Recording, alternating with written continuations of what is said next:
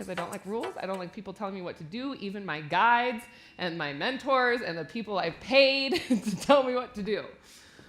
So I get it, and I teach from that perspective that I'm not telling you, and I will not ever tell you what to do, but I will make very shoulder-nudgingly suggestions on which direction is going to help you.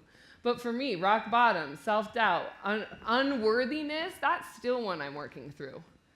Abandonment, abuse, being able to not see my worth, being in relationships that mirrored my relationship with my mother, that told me that I was not good enough, that I was not worthy of attention, that I was not worthy of love, affection, kindness. Really, those patterns, I'm still working through. I'm recognizing that for me to get to the next level of my business, I am hitting like the most intense glass ceiling that I have ever been under. And the glass ceiling doesn't even exist. And I know that. But I'm still literally Willy Wonka under here being like, how do I get out? It's crazy. And I know that it has a lot to do with my unworthiness. And also the workload that's going to come with that. I have resistance to the workload. But luckily, team is coming into my life. My team is expanding. I've hired on a lot more people. I have a lot more people who are helping me, which is wonderful. It's a beautiful thing. Thank you for everybody who's here helping me. I have more helpers here at this event than I have before, and it's been a dream, so thank you. So today, hi, I'm Samantha Fe. My goal here is to be myself on this stage. In the last two events, I think I've said that, and I did genuinely mean it. I did genuinely mean it, and I do genuinely mean it. There's something different about this time, and this last weekend is actually going to have a huge influence on, I think, the way that I'm showing up here. I went to a friend of mine wedding. It was beautiful, 1900s to 1940s Alice in Wonderland theme. Interesting theme, but it was great. So it was a lot of fun, total blast. Reconnected with friends that I haven't seen in like 7 to 10 years. Literally just jumped right back on the wagon. I stayed at a friend's house of mine that feels like family to me. I worked with one of their sons in a winery. The other son also, he helped out. And then the mom, I worked at a winery with her. Turns out she was like an undercover psychic. And all I was praying for at that time was like, I just want to be with people who I can relate to. Like, I don't even care what the job is. I just want to focus on the people that I'm going to be working with. And she was an undercover psychic. She's like, you know, I did this for like years. I'm like, no. So, and that was at the beginning of my path. It was also, I got sober working at that winery. And it was a really interesting experience. Eventually, I was like, look, I really love you, but I can't handle this anymore. But for me, being in her house felt like family. It felt like home. And then on my way back, I struggle with really bad driving-induced anxiety from my car accident. I still get really bad PTSD. And sometimes it happens, and it's horrible in the sense that when it's happening, one, I get paralyzed. Like, I have to pull off the road immediately. And then I like punish myself for knowing that I'm stronger than it, then the anxiety doesn't have power over me, that I should be able to use my tools, that I should be able to break through it, and I just start like beating myself up for it. And so this like cycle of horrible anxiety, not to mention coupled with vertigo. I actually called Shauna, my girlfriend, I need help right now. And she's like, it sounds like you're experiencing vertigo. So I was like literally watching the road do this and then like punishing myself for anxiety. It was a nightmare experience. So I ended up calling my friends in Sacramento, who I also have known for about 5 years. They welcomed me with open arms. They were so kind, made me like the super cheesiest dinner. It was like cheese on everything. It was really fun. We all laughed about it because Kent got really excited that I was coming and wanted to make something extra special and cheesy. But they just opened their hearts to me. The next morning, I woke up still with that anxiety because the thing about anxiety is that to me, it's also like drinking when people are emotionally drinking. It isn't it's not the core of the issue, right? The drinking isn't ever the issue. The underlying unchecked emotions are the issue.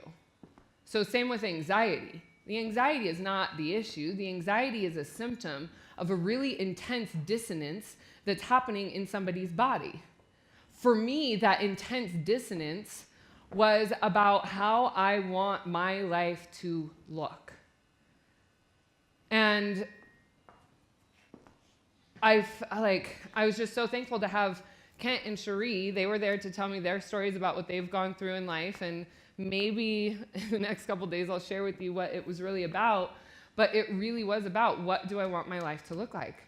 Do I want to be married to my business? Or do I want to have a family? Do I want to do other things?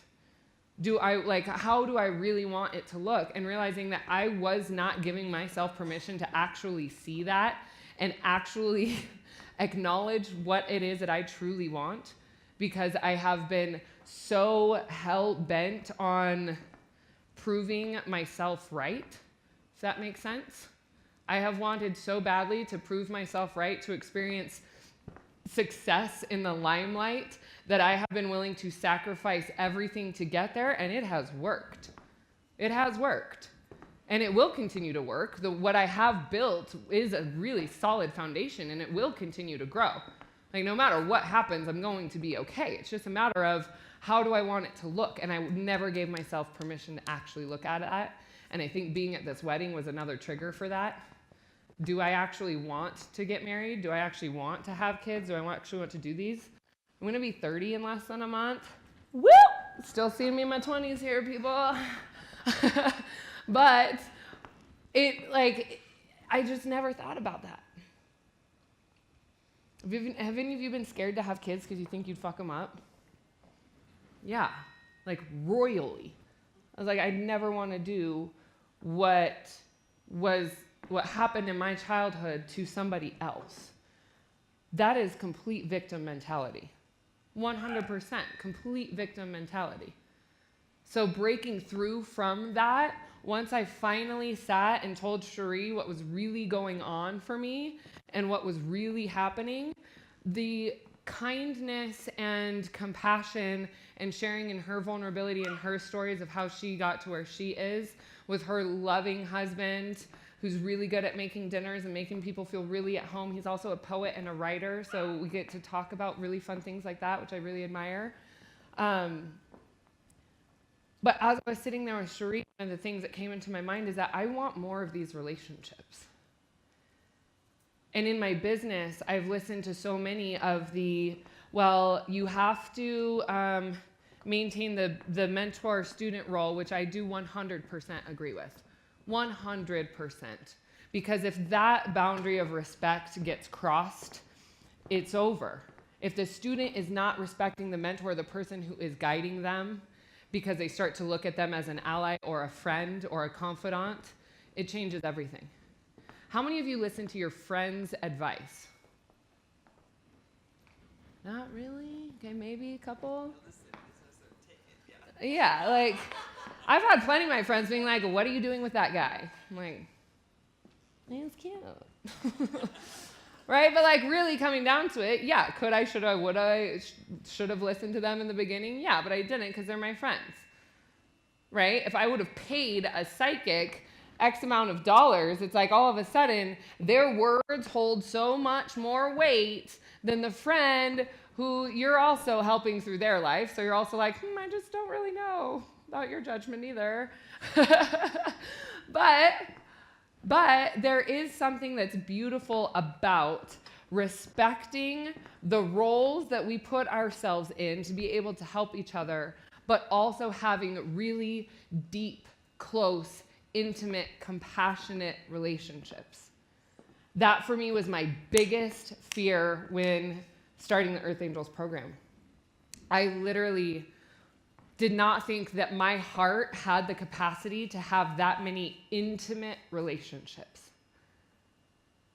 And now I have more people in this room and outside of this room that know me probably better than I know myself. because I have been willing to open my heart to share the true essence of myself with so many people, and not so many people in this like really wide breadth, but to know that to be able to dig those wells to get to the good parts of life, the parts that people miss out on because they're afraid to be seen, the aspects that we want to hide, that we want to pretend don't exist, that we want to deny ourselves of, that have been a part of our past, that have been a part of who we are. Everything. To learn more about my upcoming events, programs, and retreats, please visit samanthafe.com/revolution. I do wish you the very best that life has to offer, and please remember, we are in this together.